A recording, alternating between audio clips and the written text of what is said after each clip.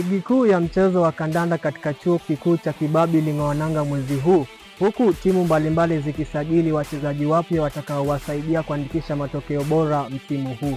Kwa habari zaidi nifuatilie katika mitandao ya kijamii kama presenter Babu G.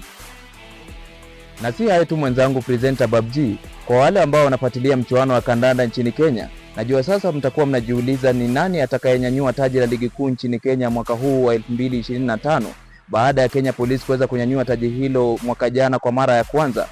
Zidi kufuatilia habari hizi na zinginezo kutoka Bright Media. Jina langu ni Odur Oscar Leon.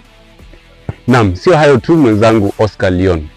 Riadha vile raga ni kitambulisho muhimu katika taifa la Kenya. Wanariadha mbalimbali wakiwemo Beatrice Chebet vile Faith Kipyegon wamekuwa wakionyesha umahiri wao katika mashindano hayo. Katika chuo kikuu cha Kibabii vile kuna wanariadha tofauti wanaoshiriki masafa marefu vile masafa fupi. Mwaka jana chuo hiki kiliweza kuwa mwenyeji wa mashindano ya KUSA. Kwa masuala yanayofungamana na riadha vile raga, utakuwa unaungana nami mwanahabari wako Ibra KE Mwanaspoti katika runinga unayo enzi ya Bright TV katika Saka viwanjani.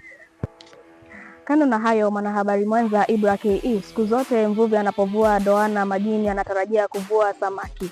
Na maanisha nini Mwanaspoti? Kipindi cha uhamisho kinapowadia, ungana nami dada wa Dimba kwa habari zaidi.